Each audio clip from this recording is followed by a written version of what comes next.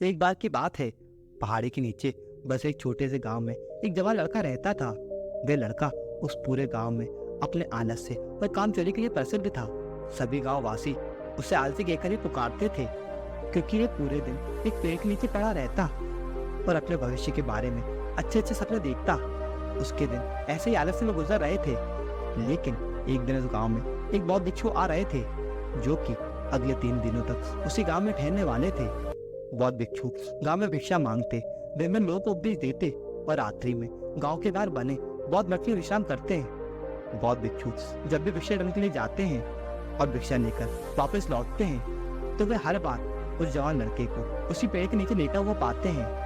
बौद्ध भिक्षु 2 दिनों तक ये सब देखते रहे और वो समझ गए कि ये लड़का मानसिक आलस्य का गुलाम है।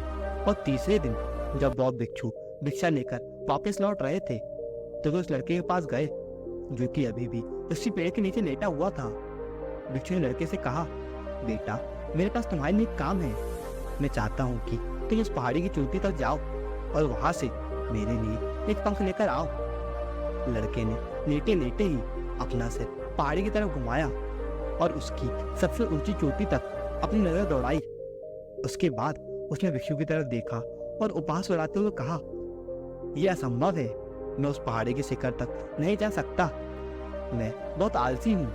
बौद्ध भिक्षु ने मुस्कुराते हुए कहा, अरे लेकिन मुझे जिस पंख की तलाश है वो उस पहाड़ी के शिखर पर भी नहीं मिलेगा। वो तो उस पहाड़ी के दूसरी तरफ एक गुफा के अंदर मिलेगा, जिसके लिए इस पहाड़ी के शिखर तक चढ़कर दूसरी तरफ नीचे उतरना होगा।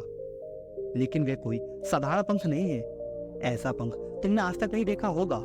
वो एक बहुत ही दुर्लभ लेकिन सुंदर पंख है, जो अपनी रोशनी दिखाता है।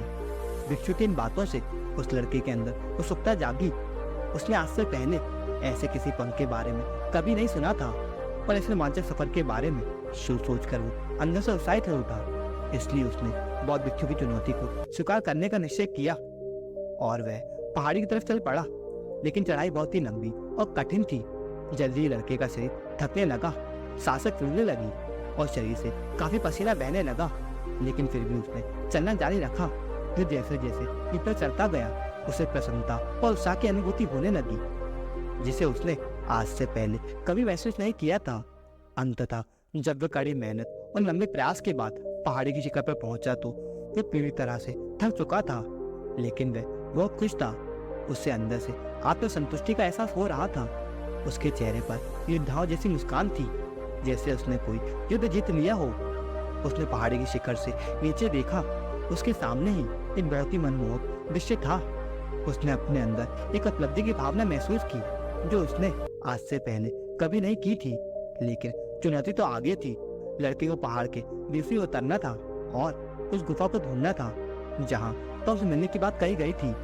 नीचे उतरना और भी ज्यादा मुश्किल तो खतरनाक था, क्योंकि ढलान ज्यादा ही खड़ी थी और चढ़ाई के समय लड़का कई बार लड़खड़ाया और गिरा भी था, तो वो डर भी उसके अंदर था।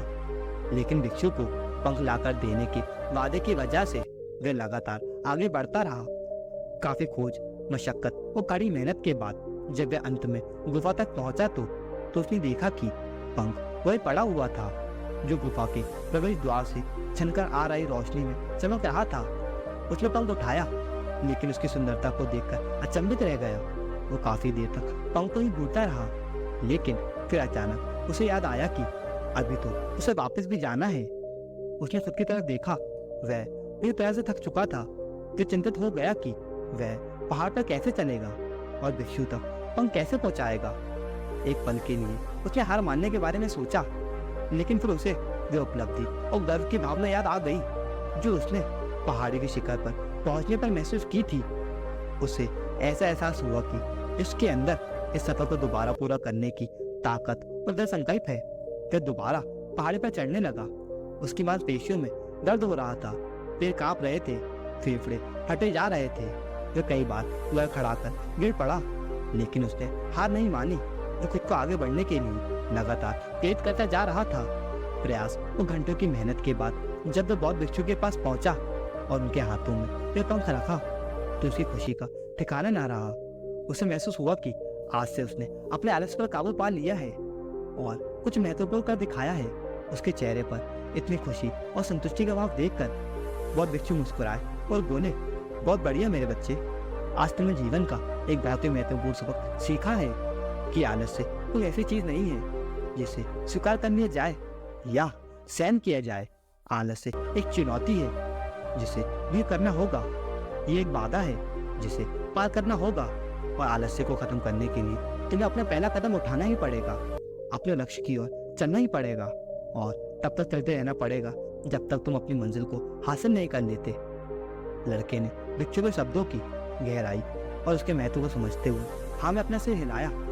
आज उसे एहसास हुआ कि वह हमेशा से बड़ी और महान चीजों को करने में सक्षम था, लेकिन उसके आलस्य ने उसे रोक रखा था। उसके पास अपने रास्ते में आने वाली किसी भी बाधा को दूर करने की ताकत और दृढ़ संकल्प है। इसके बाद भिक्षु ने उस लड़के को आशीर्वाद दिया और इस गांव से चले गए। दोस्तों, आपको कहानी कैसी लगी मुझे कमेंट बॉक्स में जरूर बताएं और वीडियो को लाइक करके चैनल को सब्सक्राइब करें। धन्यवाद।